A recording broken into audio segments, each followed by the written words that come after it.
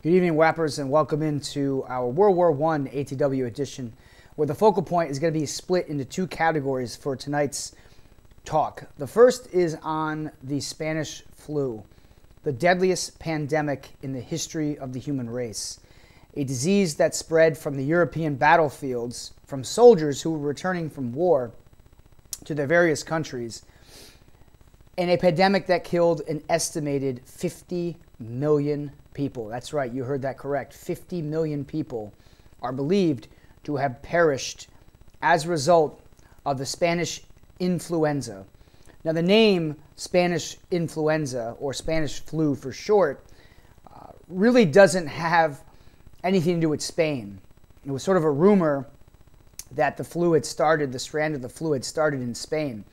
But what most pathologists believe led to the spread of a worldwide pandemic that killed 50 million approximate people has to do with the soldiers returning from war from European battlefields brought strands of this deadly flu virus back to their respective countries, including here in the United States.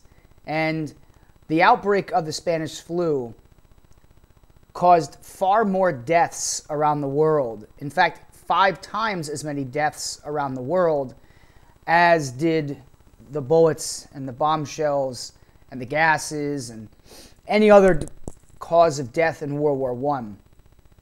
So from Europe, the Spanish flu spread out all across the world, and this set in motion a sort of mass paranoia all over the globe, sort of in the way that Black Death would have in the 1400s. But compared to the Black Death, the Spanish flu killed far more people. Now, to put it in perspective, there's, again, roughly 50 million worldwide deaths. Here in the United States, approximately 675,000 deaths. But the impact of the Spanish flu was tremendous. It created a sense of paranoia, and the amount of sheer loss of life leaves it as an unrivaled disease in world history. No disease has ever killed as many people as the Spanish flu. And so when you think about the Spanish flu in terms of its impact, one positive that can come out of something like this is greater attention to detail when it comes to medicine. You know, better medicine, healthcare, better, more emphasis on healthcare from governments. And there's no doubt that countries had to evolve. They had to come up with better systems and put better systems in place to protect the welfare and the health of its people. And scientists had to work even harder to certainly come up with better mechanisms for fighting diseases. But mark this down as the greatest pandemic in human history. And just so you're aware, the Spanish flu as a topic was on a DBQ about 3 years ago. So the entire DBQ was about pandemics and diseases and how Mother Nature can have such a crippling effect on the human experience. And so certainly in the context of World War I, the Spanish flu doesn't get talked about as often because this happened right on the back end of the war. The outbreak occurred at the end of the war and into 1919. So people had become sort of immune, for lack of a better word. People had become immune to hearing about death and destruction. So the Spanish flu didn't stand out in newspaper headlines as much because people were so used to hearing about death during the war. But nonetheless, this is a historic development in world history, leaving the worst pandemic in terms of the number of lives lost ever in human history. Now, from the Spanish flu, the natural segue to the Paris Peace Conference, which was the conference where the winning sides of World War I, the United States, Britain, France, Japan,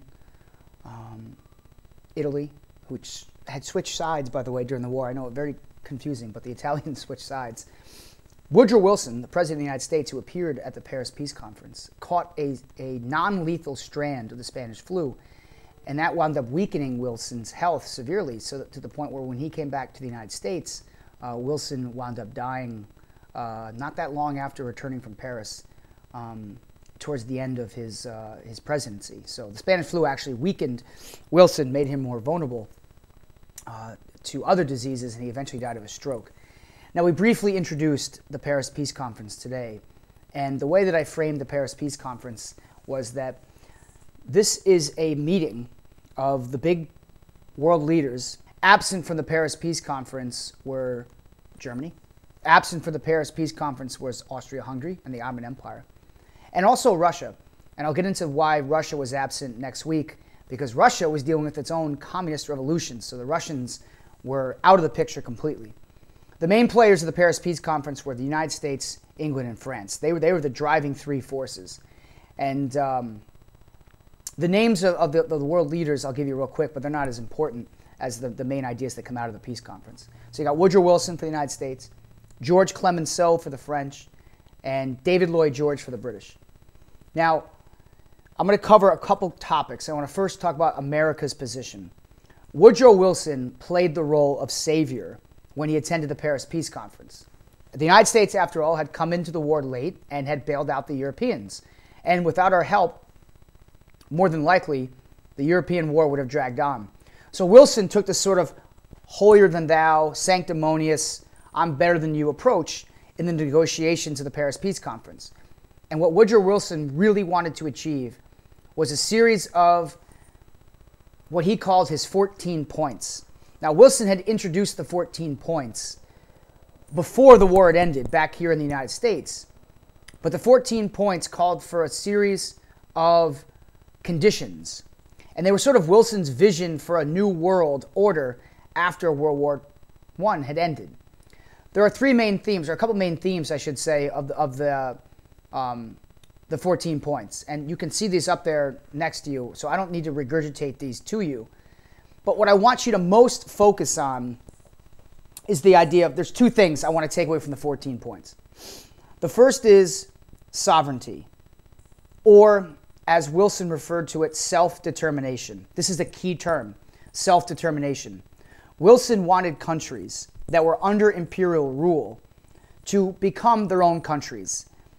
The Americans like to pretend like we weren't involved in imperialism, perhaps, but the United States was very heavily involved in imperialism. And so Wilson, at the Paris Peace Conference, tried to argue that the United States and other countries should allow nations to self-determine themselves, to be their own countries. Now, the Europeans did not like this one bit. They did not want to agree to this idea of self-determination because that would have meant losing some of their territories, their overseas colonies, and the Europeans were not ready to give in on that. But the idea of self-determination is critical. Wilson champions this idea of self-determination. He supports this idea vigorously, even if his European counterparts did not support the idea themselves. The second idea that Woodrow Wilson really went to bat for was the idea of the League of Nations. This was Wilson's baby. He really tried to convince the Europeans that in order to solve the crisis that broke out because of World War I, which of course was all the alliances and all the in-house fighting that started because of Serbia's actions, Wilson argued that the world needed a sort of organization, a governing body known as the League of Nations that would stand to represent and protect countries from falling into chaos and falling into future world wars. Now, the idea sounded very well in theory, and many of the European countries supported the idea of a League of Nations. However, when Woodrow Wilson returned back home and a treaty was signed, and the treaty, by the way, was called the Treaty of Versailles. When the Treaty of Versailles was signed at the Paris Peace Conference, Wilson came home to the United States somewhat of a hero, or at least he felt he was. Wilson argued to the American people the need to agree to the treaty so that America could join the League of Nations. That's what Wilson ultimately wanted.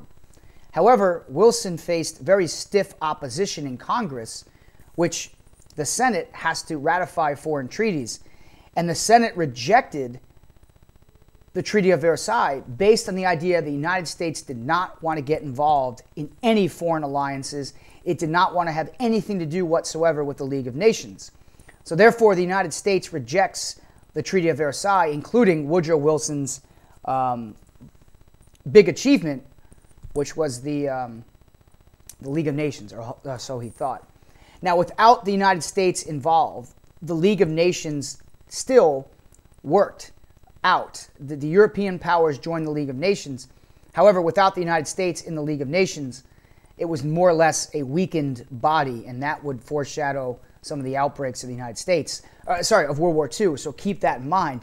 Without the U.S., the League of Nations was never as strong as it should have been or could have been. So Woodrow Wilson, the hero of the Treaty of Versailles at the Paris Peace Conference, he pushes his 14 points, especially self-determination, and especially the League of Nations, although back home, the United States rejects the League of Nations. The other point that I want to really reinforce is how Germany was treated. Now, tomorrow we'll talk about the Ottoman Empire, but Germany was handed a death sentence or a near-death sentence as a result of the Paris Peace Conference and the Treaty of Versailles. In fact, there was a clause in the Treaty of Versailles that Germany had to accept full blame. This was known as the War Guilt Clause, that Germany was to accept full blame for what happened in World War I.